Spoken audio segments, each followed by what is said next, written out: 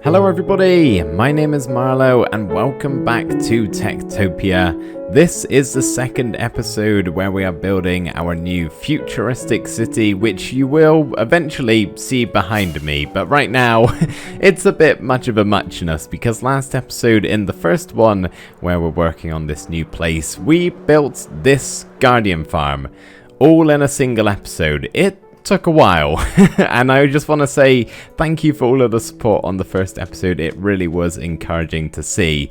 But what we're going to be doing today, now that we've actually got the guardian farm up and running, is basically making this whole area look nice, because right now it definitely doesn't. It's actually pretty simple what we need to do. Basically, we got to turn this floor into something nice, as well as the 4 walls here. And I've actually already designed everything we're going to be building today in my creative test world. I spent a long time earlier today just figuring out some cool shapes and designs of things that I think are going to match the futuristic city built above this place. And I'm really excited to show all of you. But before we can start any of that, I need to go and grind out some resources, because I'm going to need a lot of concrete and glass. Now, to make concrete, we need sand and gravel, and to make glass, we just need sand. I've just got to run it all through my super smelter. Thankfully, from last episode, we already have a ton of sand left over from when we drained this place, so that's not a problem. But I probably have less than a chest full of gravel, so I'm going to need to go and grind a whole lot of that on the surface of the ocean. Or the seabed of the ocean, actually. However, that's not the only thing we need to do under the ocean here. We actually have to get rid of this mountain that is mainly made up of gravel and, of course, stone. And the reason I need to get rid of this is because in our walls here that we're going to build, I would like to have some windows. And basically, I need them all to look like this, where there's nothing covering it up from the other side, and all 3 walls actually are like that. You can tell if we actually go on the inside here, there's next to no stone on show, with the exception of that. Might need to do a little bit of clearing there. But as you can see over on this side here, we have just this great mound of stone, and it's because of the mountain on the other side. So I need to get rid of that entire thing, otherwise our windows that we're going to add into the walls will have a nice view of just some stone for this side right here, which obviously we don't really want.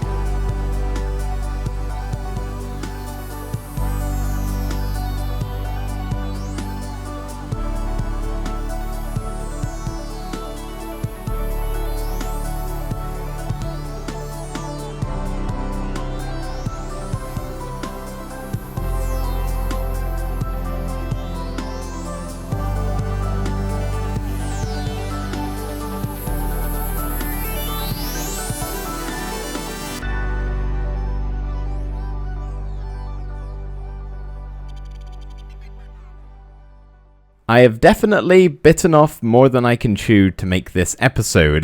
It's certainly going to turn into another megasode, back-to-back megasodes. Hopefully you guys are enjoying the video here. But yeah, all of the resource collecting is done, and any guesses on what part of the time-lapse that you've just watched took the longest? It wasn't getting rid of the mountain underwater. We actually did that in a stream with you guys. Took around 45 minutes, no biggie. It wasn't getting all of the glass from our super smelter here. That was no time at all in comparison to the rest. It wasn't getting the gravel from the ocean either. That didn't take too long at all, really, in comparison to the last thing, which was converting all of the concrete powder into concrete, which took 3 hours.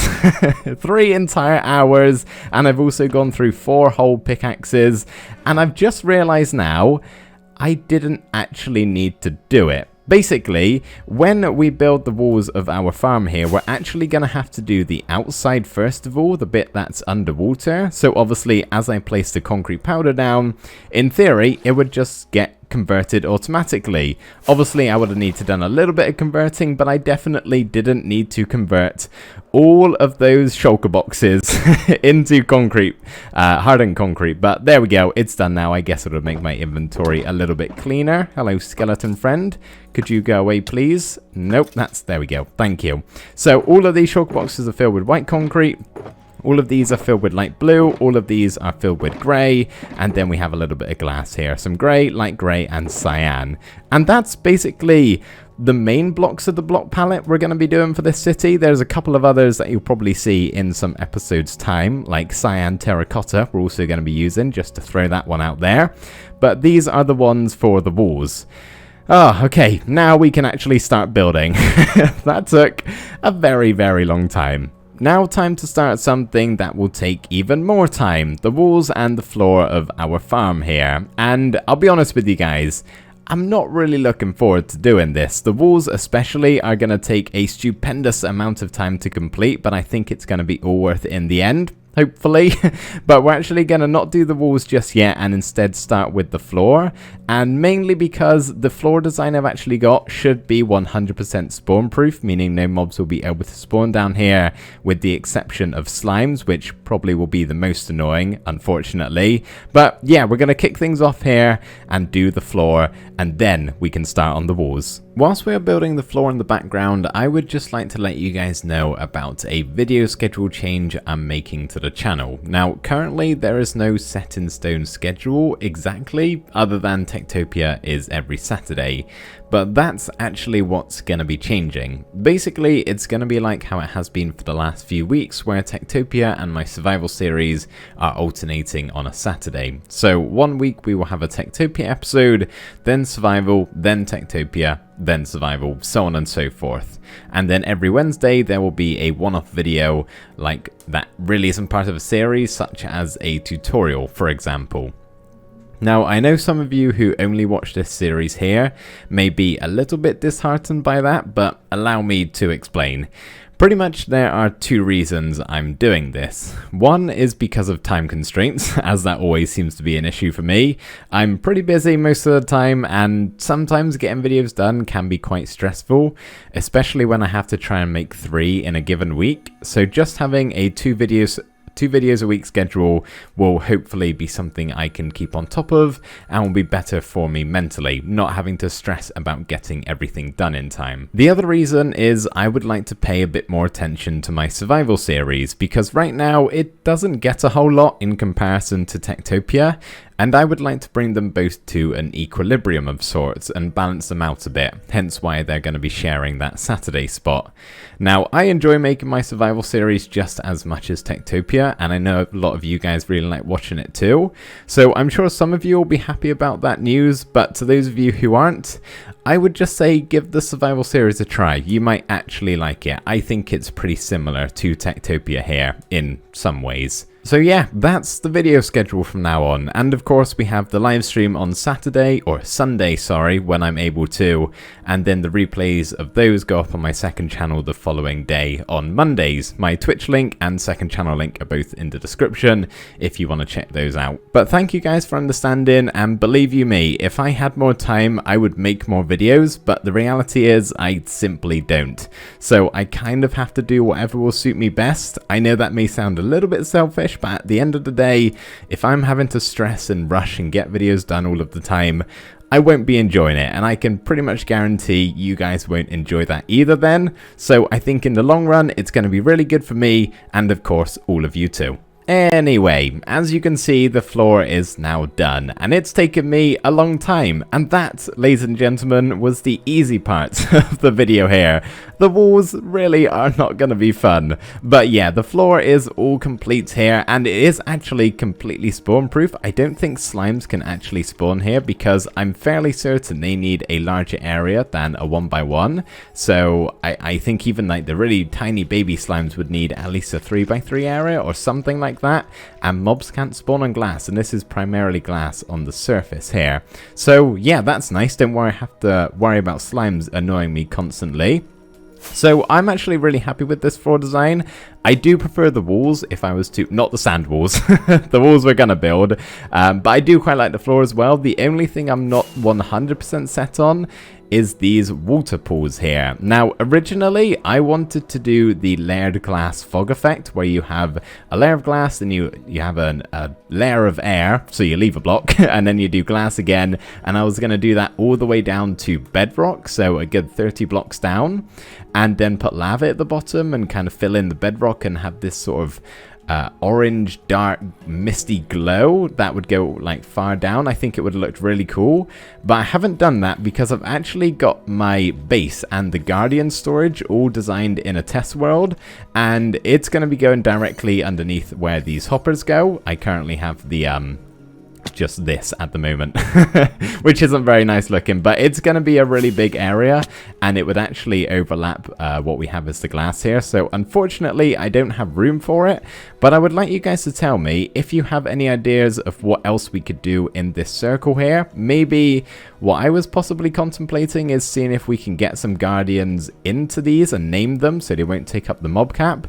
I don't know how easy that'll be or if it would even be cool, but I do kind of like that idea a little bit. So let me know what you think about that, and or any other ideas you have of what we could do with this circle here. Before we start with the walls, I just want to quickly address some of the comments that I got last episode. I've not long read through them all, and I got so many, thank you. I think it's nearly 200 comments at the time of this recording, which is kind of nuts, so thank you everybody so much. But I've just read through them all, and there were a couple of recurring things that were brought up, and the first one was nomads. What am I doing about them, along with the merchant, I guess? Because how nomads and merchants work is they spawn in one of the four corners of the village. So once you have your town hall icon in place, they'll pick one of the four corners to spawn on. And obviously, they cannot walk on water.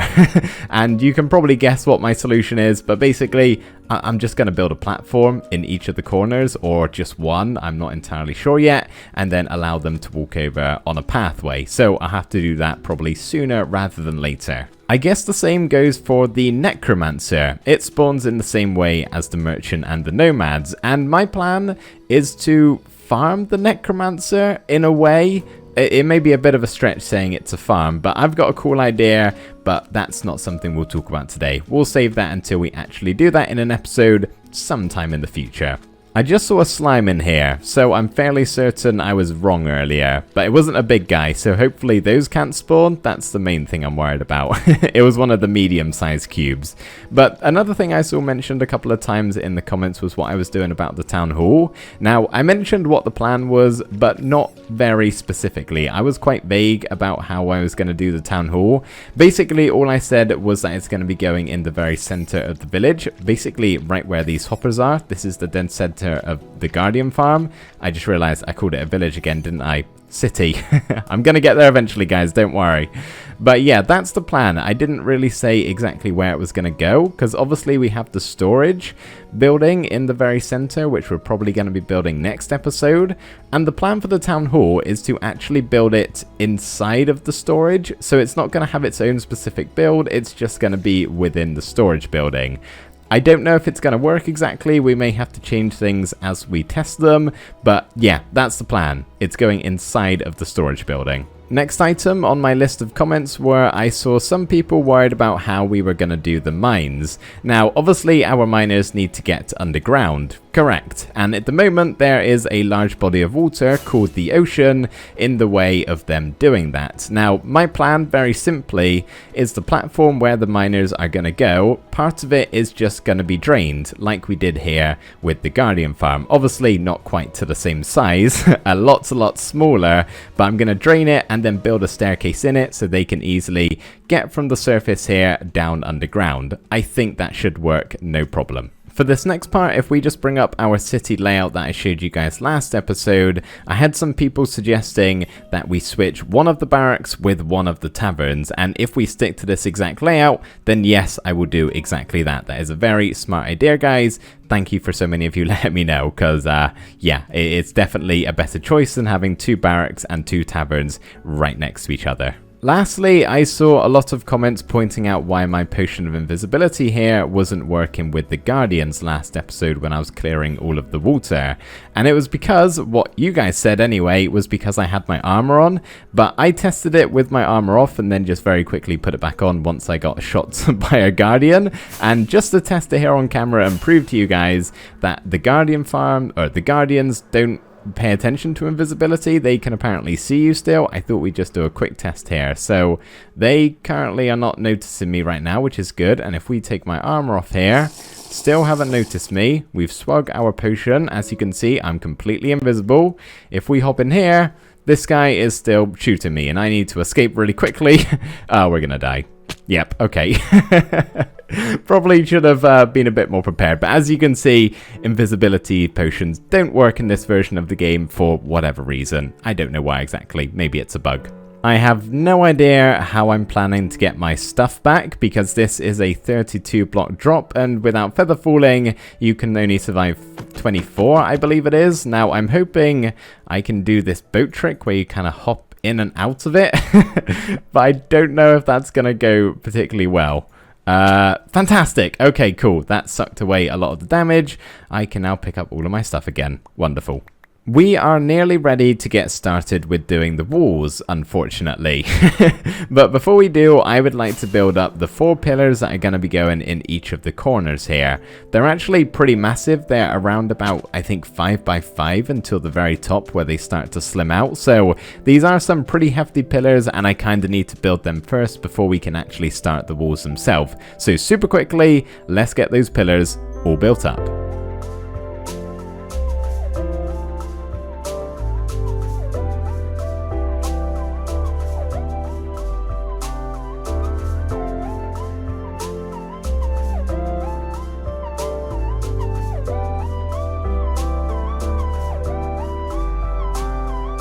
Alright, all 4 pillars are now up and in position, and here's another block that's going to be in our palette for the city. Quartz, that's going to be fun to get a hold of a lot of that.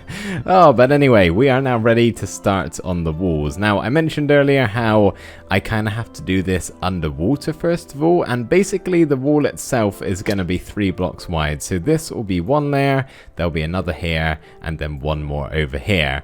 And basically, the way I've got to do this is the outside first of all, just otherwise I'm going to have a mass flood, which obviously we don't want. So pretty much, here's how it's going to go. I'm going to do the middle layer first of all, which is going to be this one right here.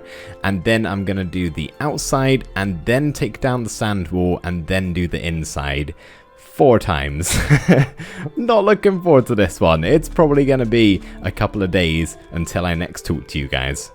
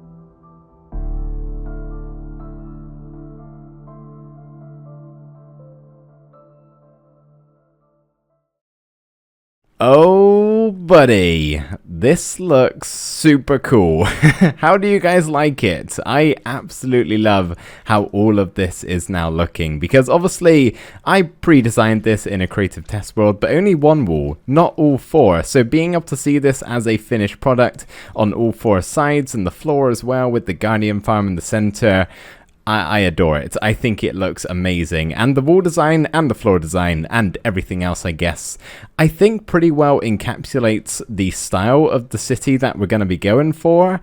So yeah, that makes me even more excited to get started with the actual city itself, most likely next episode. Now, the other thing I want to mention real quick is the Guardian Farm, because it actually looks a little bit out of place, sort of. It's kind of just floating here in the middle, being held up by this hopper chain. That will change, because obviously on top of it, we're going to have the storage building and the platform that is built on.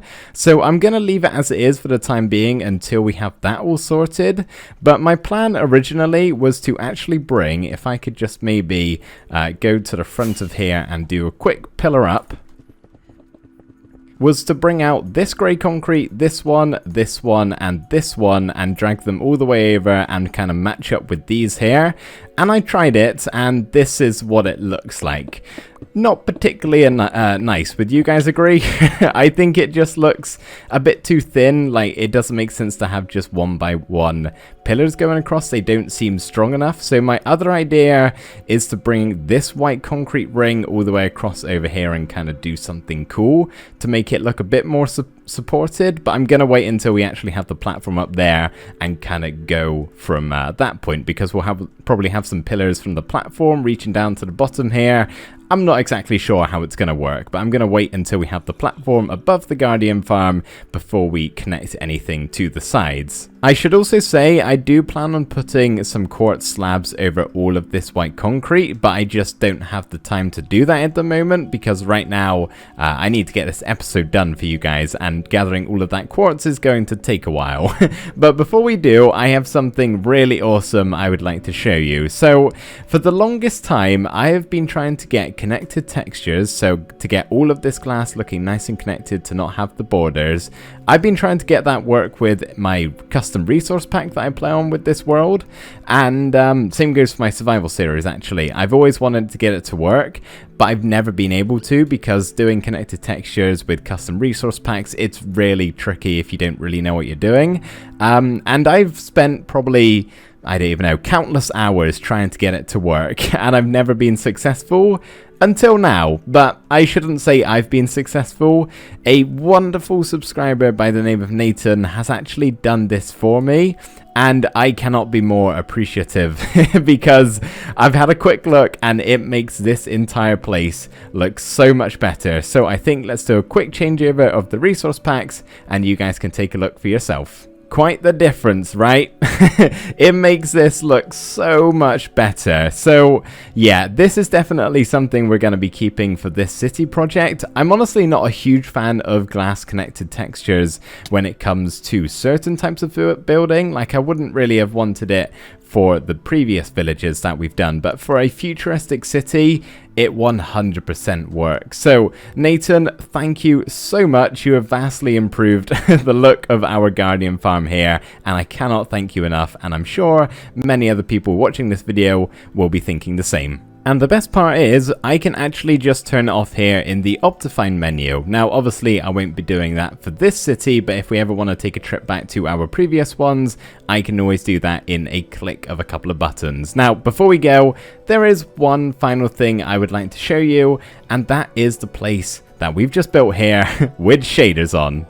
Okay, this looks pretty darn cool, doesn't it? I did have to do a bit of tweaking with the block light color, because before this, the sea lanterns were like glowing yellow and that just didn't look great. So I'm sure if I placed a glowstone down, for example, it would be like blue or something. So we probably won't have shaders on too often over here in this city, but I do think it's really nice just to take a quick glimpse every now and again, because shaders are just beautiful, aren't they? And even with the connected textures, it makes it so much better. So that, everybody, is it for this mega episode. It's taken a while to do this one. I'm hoping the next video we do here won't take quite as long, but I'm sure it will be quite a big one nonetheless, because I do actually have quite a lot in mind of what we're going to do. So we're going to be building up the storage room that's going to go on top of the Guardian farm, and we are also going to be building the town hall inside of that storage room, or wherever it's going to go, and we'll most likely set up my base underneath the Guardian farm there and actually do something a bit better with the storage, because right now it's a bit pants. It keeps getting really close to being full whenever I do a little AFK session, so we definitely need to sort that out pronto. But that will have to be for next episode, which I really hope you guys are looking forward to. Thank you ever so much for watching this one. It has been a blast to make. Thank you once again, Nathan. I really do appreciate it, bud. You are awesome. And wow, it just got a whole lot different now the sun's gone down. That's an even cooler view with shaders on. I love it. Thank you guys so much for watching, and I'll see you next time. Bye for now.